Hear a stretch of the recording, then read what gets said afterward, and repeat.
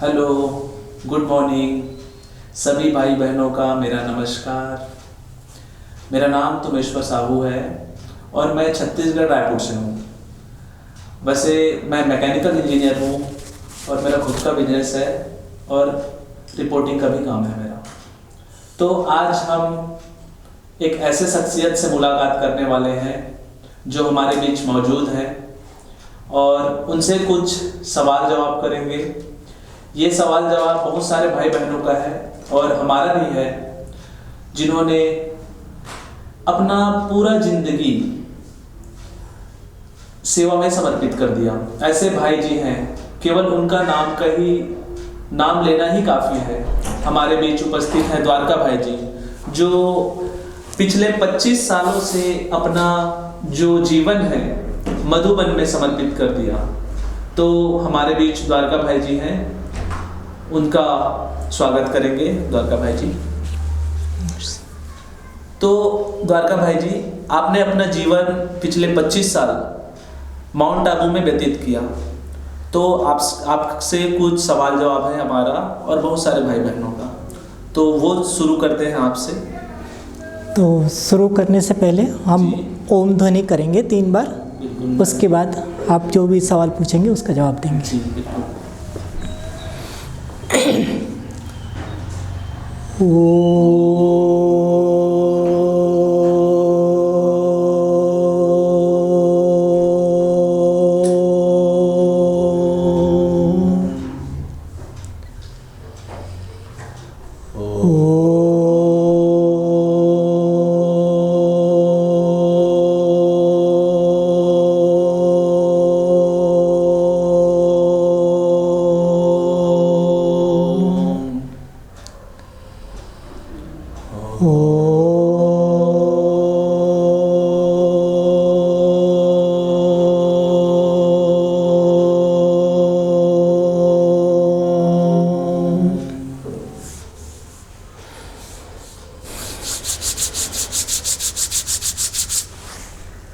अच्छा भाई जी, इस सेशन को शुरू करने के पहले मैं थोड़ा सा अपना इंट्रोड्यूस करूँगा।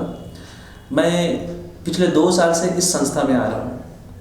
तो इस संस्था में जब से आ रहा हूँ तो एक है ओम ध्वनि जो हमें अभी की है, क्योंकि इस ओम ध्वनि से पिछले हम 2 साल से ये अनुभव कर रहे हैं कि हमारा जो मन है वो काफ़ी हद तक एकाग्रचित और कंसंट्रेशन और शांत होता है। तो ये ओम ध्वनि की शुरुआत कैसे हुई? क्योंकि हम तो यहाँ आ रहे हैं, हमारे साथ साथ भी बहुत सारे भाई बहने आते हैं, तो आसपास का वातावरण भी चेंज हो जाता है, पूरा पॉजिटिव माहौल होता है। तो उसके बारे में आप हमें कुछ बताएं कि ओम ध्वनि यहाँ कैसे शुरुआत हुई? देखो, ओम ध्वनि का वैसे तो शास्त्रों के अनुसार ओम ध्वनि का बहुत समय पहले से ही सन्यासी लोग इसकी ओम ध्वनि का उच्चारण करते थे। जी जी। परंतु जब से ब्रह्मा कुमारी संस्था शुरू हुई, उस समय हमारे ब्रह्मा बाबा जो लौकिक में उनका नाम जो दादा लेखराज था, उन्होंने जब ये संस्था शुरू किया, शुरुआत में ही आदि में ही ये ओम ध्वनि से शुरुआत करते थे और उस ओम ध्वनि से ही काफ़ी लोगों को साक्षात्कार भी होते थे और ध्यान में चले जाते थे और एकाग्र हो जाते थे। तो वर्तमान समय आदि में जो चला वही अभी अंत में वही पाठ शिव बाबा ने ब्रह्मा के थ्रू आकर के, माना अभी जो तीसरा रथ है उसके थ्रू आकर के हमको ये बताया कि अभी ओम ध्वनि फिर से स्टार्ट करनी है। और ओम ध्वनि ऐसा माध्यम है कि परमात्मा से कनेक्ट होने का जो एकदम इजी है, कोई भी छोटे से छोटा बच्चा भी कर सकता है। तो बहुत सहज रूप से ये कर सकते हैं, इसलिए ओम ध्वनि यहाँ से स्टार्ट हुई है। और जो माना परमात्मा ने स्वयं आकर के ये बताया कि अभी आप ओम ध्वनि से शुरू करो। अच्छा भाई जी, हम ये आपसे पूछना चाहते हैं, हमारा प्रश्न है कि आपने अपना पूरा जीवन, लगभग एक ऐसा अवस्था है, उस अवस्था में इंसान का निर्णय लेना और वहाँ से होके आप अपना पूरा जीवन 25 साल आपने मधुबन में व्यतीत किया, सेवाएं दी। चूँकि ब्रह्म कुमारी एक वर्ल्ड लेवल का हाई संस्था है, ठीक है, लगभग 140 देशों में यह संचालित होता है। तो तो उस संस्था को छोड़कर आप यहाँ रायपुर छत्तीसगढ़ में यहाँ आने का आपका मेन पर्पस कैसे है कि आपने यह निर्णय कैसे लिया? देखो, हम जो संस्था में समर्पित हुए थे वो संस्था देख कर के हम समर्पित नहीं हुए। सबसे पहले तो ये हमने परमात्मा को देख कर के समर्पित हुआ कि परमात्मा का कार्य वहाँ चल रहा है, उसको देख कर के हमने समर्पण किया था। लेकिन वर्तमान समय परमात्मा ने जो तीसरा रथ लिया और तीसरे रथ के द्वारा परमात्मा ने हमको आदेश दिया कि आपको अब वहाँ से यहाँ आकर के सेवाएं करनी है। तो परमात्मा का जब आदेश मिला, पहले भी परमात्मा के आदेश से ही हम समर्पित हुए थे, माना हमने कोई संस्था या किसी बहन को या किसी भाई बहनों को देख करके हम समर्पित नहीं हुए थे। उस समय भी डायरेक्ट परमात्मा का परिचय हमको मिला और परमात्मा का कार्य चल रहा है ये जब हमको समझ में आया तो हमने निर्णय लिया था कि हमको परमात्मा की सेवा में अपने जीवन को समर्पित करना है।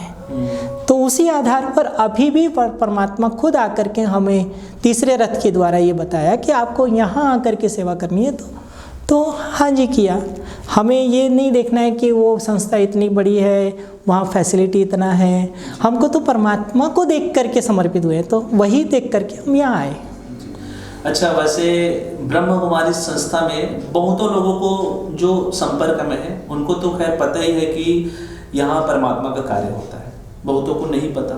ठीक है, तो हमारे भाई बहनों का क्वेश्चन है बहुत सारे, हम कमेंट्स में भी पढ़ते हैं, सोशल मीडिया पे देखते हैं कि ब्रह्म कुमारी संस्था में पहले परमात्मा मिलन होता था, अब वहाँ के भाई बहने और हमारा खुद कैसा था जब हम नहीं मिले थे। हमारा क्वेश्चन था कि उतनी बड़ी संस्था वहाँ स्थापित करके उस जगह को छोड़कर एक साधारण तन में यहाँ रायपुर छत्तीसगढ़ में एक देवकी दीदी, यहाँ कोई यहाँ तो ऐसा संस्था भी नहीं है, तो वो कैसे पॉसिबल हुआ कि इनके में आना और आपको बिलीव होना वो चीज़ें?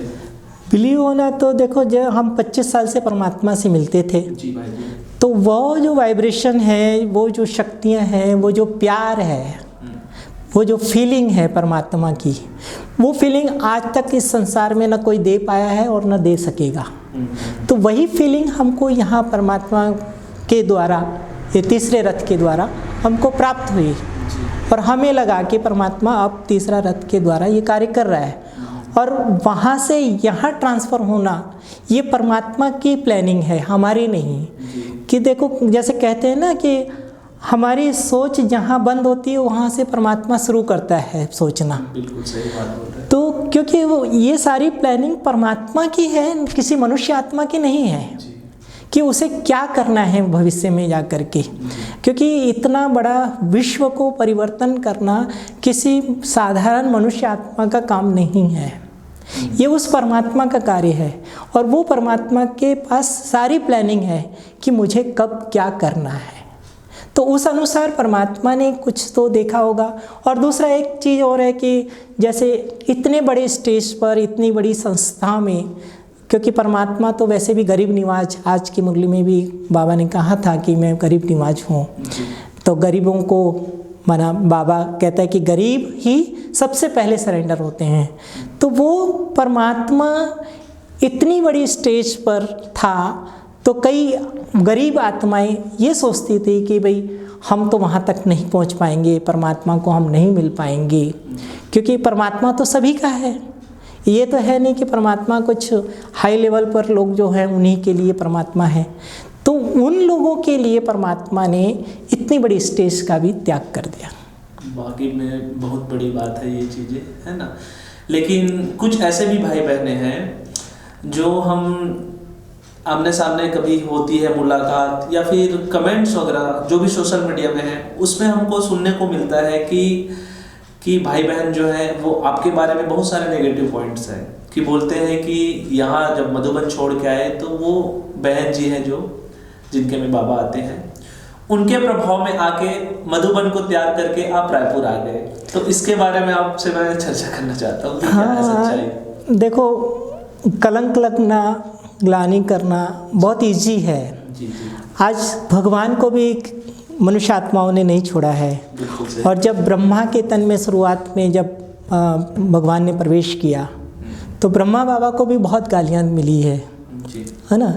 तो कोई भी अच्छा कार्य करने के लिए जब आप निकलते हो तो ये तो होता ही है कि कई आपको ग्लानि करेंगे, कई अच्छे भी बोलेंगे, तो ये दोनों पक्ष होते हैं। तो मैं उनके लिए ये नहीं कहूँगा कि आप जो भी बोले वो उनकी अपनी सोच है, उस सोच के अनुसार वो बोल रहे हैं।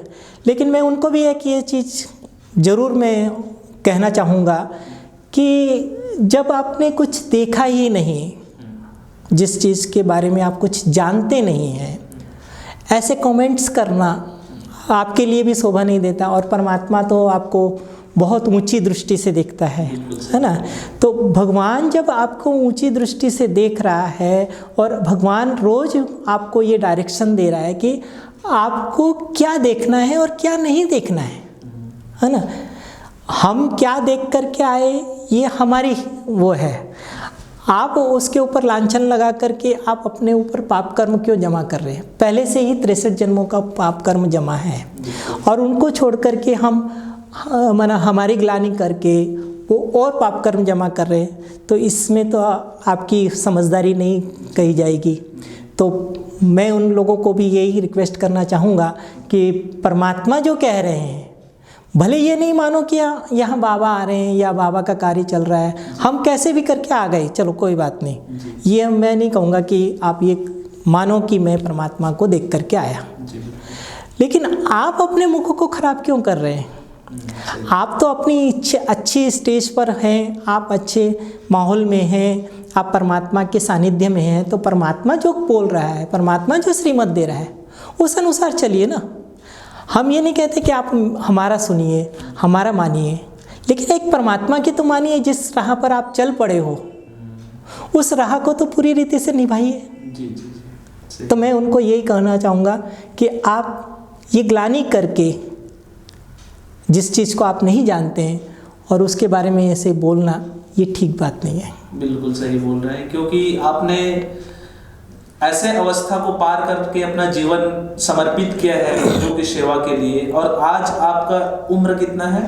50+, 50 साल से ऊपर हो चुके हैं। और इस अवस्था में केवल आपके लिए इतने सालों का जो अनुभव होता है वो तो केवल प्रभु का प्यार है, हमारे भगवान का प्यार है, शिव बाबा का प्यार है। इसी के लिए आप यहाँ आए हो। यदि आप चाहते तो वो स्टार्टिंग में ही वो निर्णय चेंज कर सकते थे, लेकिन ये आपके लिए बहुत बड़ी पॉइंट है। और हम पिछले 2 साल से आ रहे हैं तो आपसे मिल रहे हैं, तो इस चीज़ों को हमने अनुभव किया है कि ये जो भी प्रकार की लोगों की प्रतिक्रियाएं वो बिल्कुल ही गलत है। क्योंकि इंसान जब इतने करीब होता है तो वो सारी चीज़ें जो सच्चाई है वो सारी चीज़ें पता चल जाती हैं, ना कि जो दूर में है कुछ भी बोलते रहते हैं, ये सारी चीज़ें उल्टा सीधा बोल सकते हैं, क्योंकि वो साक्षात्कार आमने सामने व्यक्ति के बारे में जानते नहीं। बिल्कुल सही, आपके बीच कहना चाहिए आज लोगों को आपने अपना अनुभव सुनाया कि आप परमात्मा के इतने करीब कैसे आए, और भी बहुत सारी चीज़ें आपके अंदर भरी पड़ी है नॉलेज, वो धीरे धीरे हम लेते रहेंगे और भाई बहनों को भी सुनाते रहेंगे।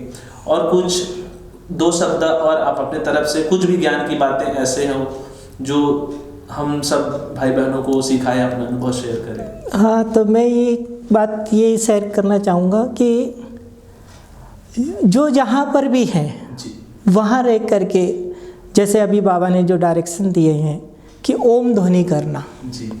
और ओम ध्वनि से एकाग्रता बहुत जल्दी बनती है। ये हमने यहाँ आकर के जो 2 साल में, जो 25 साल में हम नहीं कर पाए वो इस 2 साल में हमने डेवलप किया है। क्योंकि बाबा से मैं लगभग 3 साल से मिल रहा हूँ यहाँ तीसरे रथ के द्वारा जी। तो ये 3 साल में अभी वैसे ओम ध्वनि तो अभी 2 साल पहले से ही शुरू किया। तो इस ओम ध्वनि से जो मैंने अपने जीवन में परिवर्तन पाया जी।